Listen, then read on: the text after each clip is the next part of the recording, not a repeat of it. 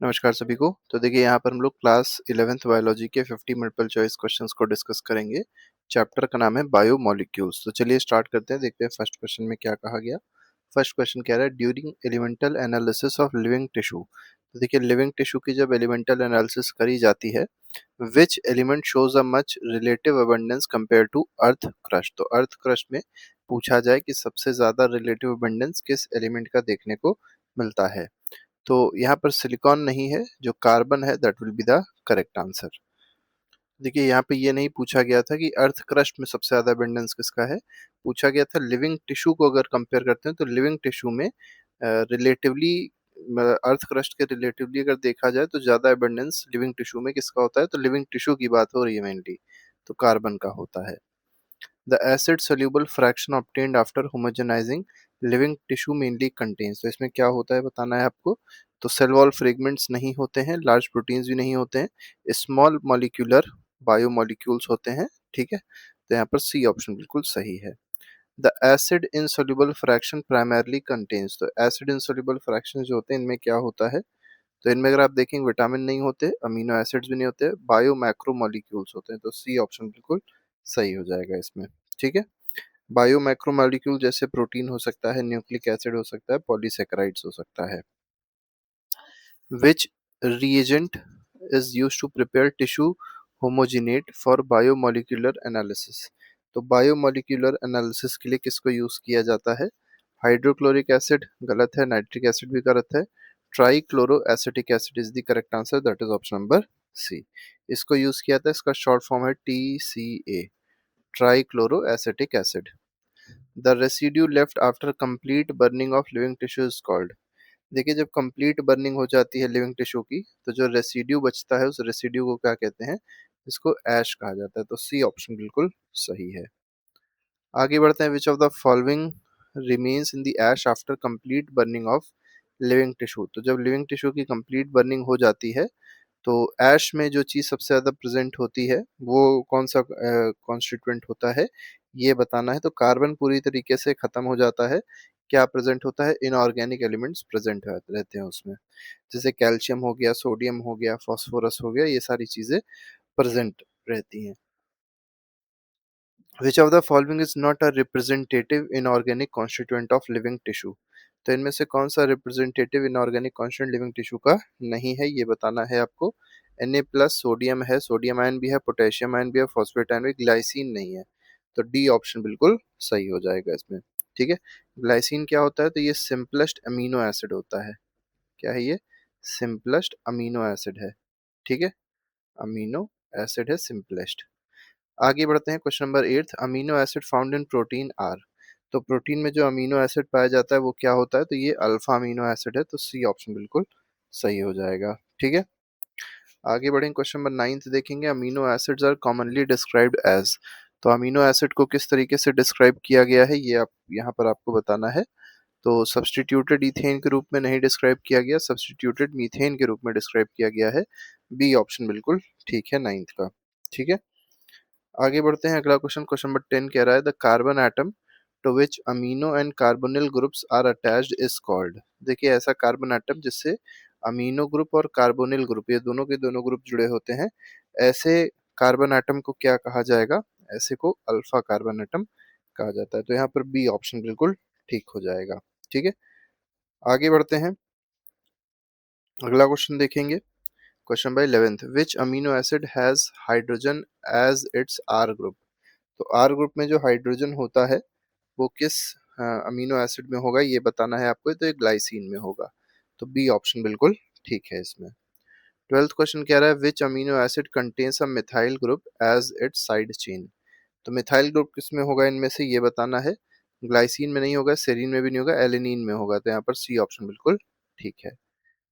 13th question कह रहा है which amino acid contains a hydromethyl hydroxy methyl CH2H side chain. तो hydroxyl methyl side chain जो होगी वो इनमें से किसके पास होगी, तो ये सेरीन के पास होगी। तो ए ऑप्शन बिल्कुल ठीक है। ठीक है, सेरीन याद रखिएगा, ये एक पोलर अमीनो एसिड होता है। Which amino acid is classified as acidic. तो कौन सा ऐसा अमीनो एसिड है जो एसिडिक होगा, तो ग्लूटामिक एसिड जो है ये एसिडिक होगा। तो सी ऑप्शन बिल्कुल सही है। ठीक है। एक और एसिड याद रखिएगा, वो भी अमीनो एसिड और एसिडिक होता है, जिसका नाम है अस्पार्टिक एसिड। ठीक है। अस्पार्टिक एसिड ये भी एक अमीनो एसिड और ये भी एसिडिक नेचर इसका होता है। Which amino acid is classified as basic.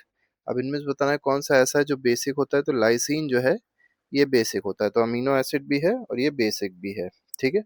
इसी तरीके से आर्जीन की अगर पूछा जाए, आर्जिनिन, आर्जिनिन का पूछा जाए और हिस्टिडीन का पूछा जाए। ठीक है। हिस्टिडीन, ये दोनों के दोनों कैसे होते हैं, बेसिक होते हैं, अमीनो एसिड और बेसिक भी हैं। विच amino acid is aromatic. Aromatic का मतलब ये है कि सर्कुलर चेन होगी, ये आपको बताना है किसमें ऐसा होगा, कौन सा इसमें अमीनो एसिड है जो एरोमेटिक होगा। तो ग्लाइसिन नहीं है, वेलाइन भी नहीं है, फिनाइललाइन है, ये बिल्कुल सही है, सी ऑप्शन। आगे बढ़ते हैं, question number 17, the ionised form of amino acid present at neutral pH is called. देखिए, आयोनाइज्ड फॉर्म जो होता है अमीनो एसिड का, जो न्यूट्रल पीएच जिसमें प्रेजेंट होगा, मतलब जो न्यूट्रल पीएच में प्रेजेंट होता है, उस आयनाइज्ड फॉर्म को क्या कहा जाता है, ये बताना है, तो इसको ज्विटर आयन कहते हैं, तो बी ऑप्शन बिल्कुल ठीक है, zwitterion is the correct answer. 18 question कह रहा है fatty acid containing no double bonds are. देखिए, जिसमें कोई डबल बॉन्ड नहीं होगी ऐसे फैटी एसिड को क्या कहा जाएगा, सैचुरेटेड फैटी एसिड कहते हैं। ठीक है। अब जैसे बटर में अगर आप देखेंगे तो बटर में क्या होता है, ज्यादा सैचुरेटेड फैटी एसिड आपको देखने को मिलेंगे। एग्जाम्पल आप इसमें बटर देख सकते हैं। ठीक है।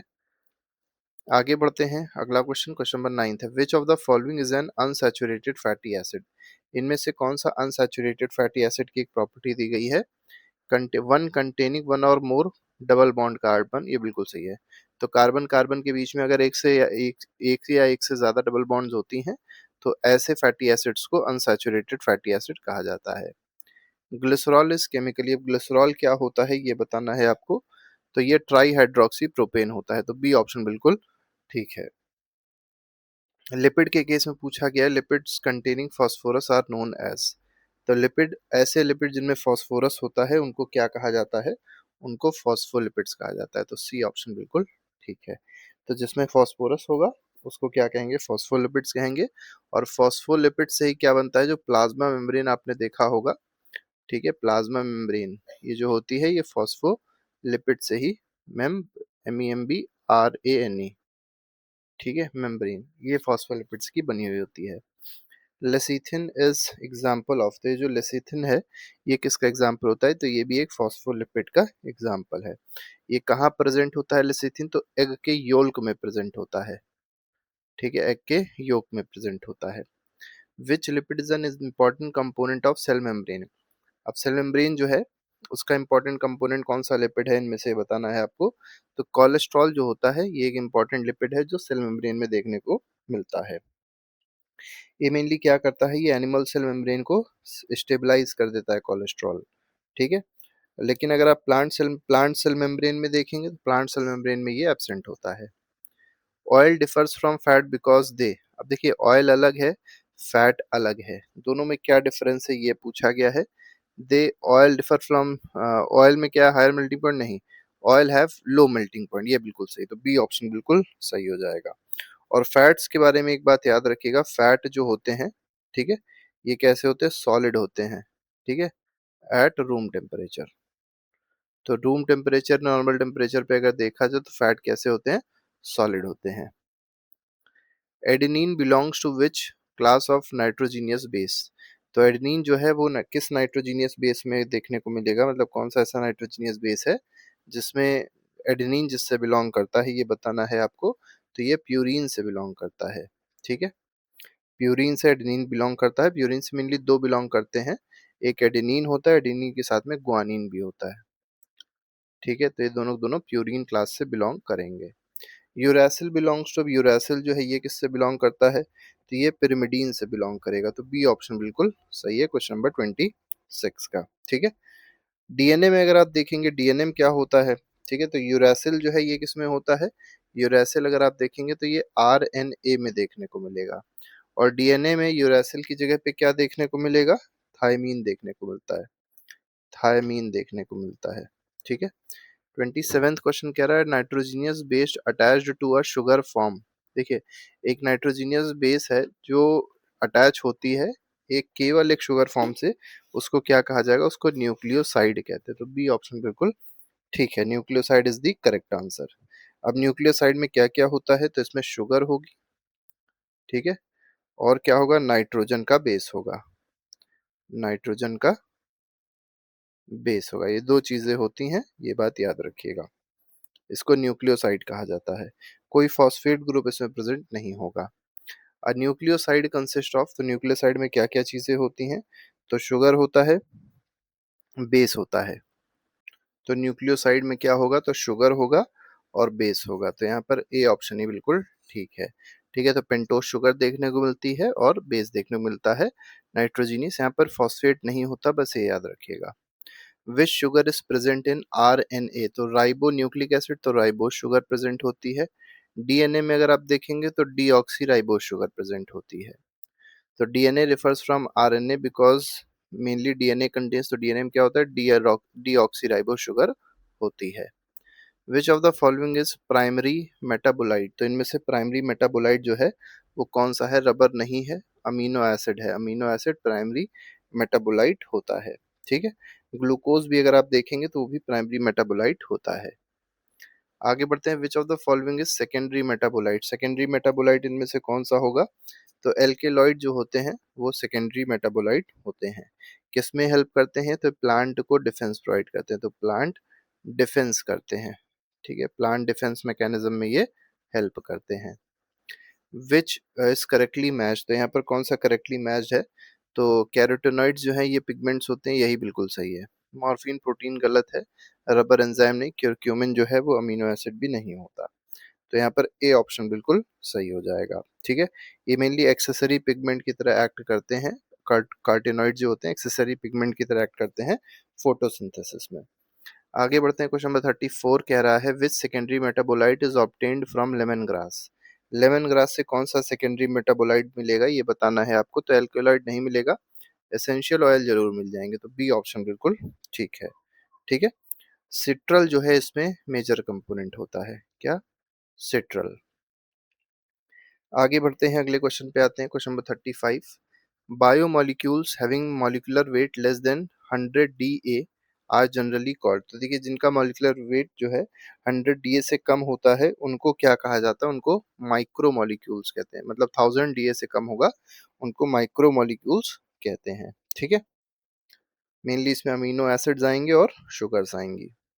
विच biomolecule is not a true polymer? तो कौन सा इसमें ट्रू पॉलीमर नहीं है बताना है। तो ट्रू पॉलीमर कौन सा नहीं है? तो लिपिड जो है वो ट्रू पॉलीमर नहीं होता है, ठीक है। आगे बढ़ते हैं। जबकि यहाँ पर प्रोटीन और न्यूक्लिक एसिड देखेंगे तो ये दोनों दोनों क्या है? ट्रू पॉलीमर है। पॉलीसेकेराइड भी ट्रू पॉलीमर होता है। The most abundant chemical constituent of living cell? तो कोई भी लिविंग सेल है उसमें सबसे ज्यादा कंटेंट किस चीज का होगा? सिंपल सी बात है, वाटर का होगा। 70 to 90% जो होता है सेल का मास केवल वाटर ही होता है इसमें। Protein are the polymers of, तो प्रोटीन किसका पॉलीमर होता है? प्रोटीन अमीनो एसिड्स के पॉलीमर होते हैं, ठीक है। और ये किससे जुड़े हुए थे अमीनो एसिड? पेप्टाइड बॉन्ड से। पेप्टाइड बॉन्ड से ये जुड़े होते हैं। 39 कह रहा है protein are called heteropolymer because? तो प्रोटीन को हेट्रोपॉलीमर क्यों कहा जाता है बताना है। क्योंकि इसमें अलग अलग कई डिफरेंट तरीके के अमीनो एसिड्स आपको देखने को मिलेंगे, इसीलिए इनको हेट्रोपॉलीमर्स कहते हैं, ठीक है। मेनली 20 अमीनो एसिड्स होते हैं जो प्रोटीन बनाते हैं। Which protein is most abundant in entire biosphere? तो पूरे बायोस्फीयर में अगर देखा जाए सबसे ज्यादा जो प्रोटीन प्रेजेंट है वो कौन सा प्रोटीन है? तो ये रुबिस्को है, ठीक है। रुबिस्को जो प्रोटीन है ये पूरे यूनिवर्स में, पूरे बायोस्फीयर में, यूनिवर्स नहीं, पूरे बायोस्फीयर में सबसे ज्यादा यही प्रोटीन प्रेजेंट होता है। और मेनली ये कार्बन डाइऑक्साइड के फिक्सेशन में हेल्प करता है। फोटोसिंथेसिस के दौरान क्या करता है? कार्बन डाइऑक्साइड का फिक्सेशन करता है, ठीक है, during photosynthesis.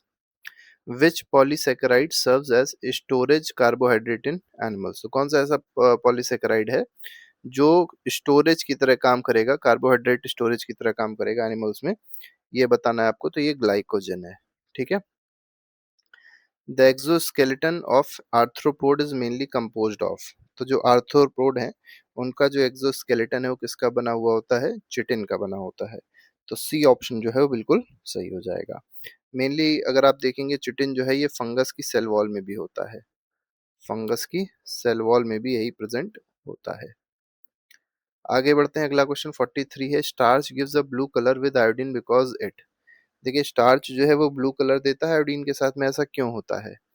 Because it contain protein नहीं, because it contains helices that trap iodine, ये बिल्कुल सही है, बी ऑप्शन।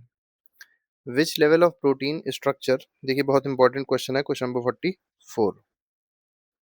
यहाँ पूछा गया which level of protein structure represent the amino acid sequence. तो अमीनो एसिड सीक्वेंस को कौन सा प्रोटीन स्ट्रक्चर रिप्रेजेंट करेगा ये बताना है। तो ये प्राइमरी प्रोटीन स्ट्रक्चर रिप्रेजेंट करता है। Adult human haemoglobin consist of. तो एडल्ट ह्यूमन हीमोग्लोबिन जो है इसमें क्या होता है? तो इसमें 1 सब यूनिट नहीं, इसमें 4 सब यूनिट देखने को मिलेंगी। ठीक है, तो 2 अल्फा दिखाई पड़ता है इसमें और प्लस 2 बीटा देखने को मिलता है, तो टोटल 4 सब यूनिट होती है। ये बात याद रखिएगा, क्वाटरनरी प्रोटीन है ये। एंजाइम्स आर प्राइमरली, अब एंजाइम्स के बारे में पूछा गया है कि एंजाइम्स जो होते हैं प्राइमरली कैसे होते हैं। तो ये प्रोटीन्स होते हैं, बात याद रखिएगा। एंजाइम लिपिड नहीं होते हैं, कार्बोहाइड्रेट भी नहीं होते, विटामिन भी नहीं होते हैं। एंजाइम क्या है? प्रोटीन्स हैं। ये बहुत इंपॉर्टेंट है। ठीक है, आगे बढ़ते हैं। और ज़्यादातर अगर आप देख मतलब मोस्ट एंजाइम जो होते हैं वो प्रोटीन्स होते हैं। कुछ एंजाइम्स आपको ऐसे देखने को मिलेंगे जो आरएनए एंजाइम्स होंगे, मतलब राइबोजाइम्स होंगे वो। RNA molecules that act as enzymes are called. तो देखिए कुछ अभी हमने आपको बताया, कुछ आपको ऐसे एंजाइम्स मिलेंगे जो आरएनए मॉलिक्यूल्स के बने होते हैं, उनको राइबोजाइम्स कहते हैं। ठीक है, लेकिन ज्यादातर जो होते हैं प्रोटीन्स के ही बने होते हैं। आगे बढ़ते हैं, अगला क्वेश्चन देखें, क्वेश्चन 48 क्या कह रहा है? इसमें कहा गया the region of an enzyme where the substrate binds is called the dash. तो एक रीजन है एंजाइम का जहां पर सबस्ट्रेट जो होता है वो बाइंड कर लेता है, उस रीजन को क्या कहा जाता है? उसको एक्टिव साइट कहते हैं। ठीक है, तो बी ऑप्शन बिल्कुल सही हो जाएगा। 49th कह रहा है the enzymes increase the rate of reaction mainly by. Enzymes क्या करते हैं? रेट ऑफ रिएक्शन को बढ़ा देते हैं। कैसे बढ़ाते हैं ये आपको बताना है। तो एक्टिवेशन एनर्जी इंक्रीज नहीं करते, डिक्रीज कर देते हैं एक्टिवेशन एनर्जी को। तो यहाँ पर बी ऑप्शन बिल्कुल सही है। ठीक है, लास्ट क्वेश्चन देख लेते हैं, which factor does not significantly affect enzyme activity. तो एंजाइम की एक्टिविटी जो होती है उसको कौन सा फैक्टर अफेक्ट नहीं करेगा? तो टेम्परेचर अफेक्ट करेगा, पीएच भी करेगा, सबस्ट्रेट कंसंट्रेशन भी करेगा, कलर ऑफ एंजाइम से कोई फर्क नहीं पड़ेगा एंजाइम की एक्टिविटी पे। तो डी ऑप्शन जो है वो बिल्कुल सही हो जाएगा। ठीक है, तो इस तरीके से 50 एमसीक्यूज थे जो हम लोग ने डिस्कस किए। बाकी चैप्टर जो हैं उसके एमसीक्यूज पहले से ही प्लेलिस्ट में लगे हैं, हम जाके देख सकते हैं और अपना रिवीजन अच्छे से कर सकते हैं। अभी के लिए फिलहाल नहीं, thank you very much, good bye, जय हिंद।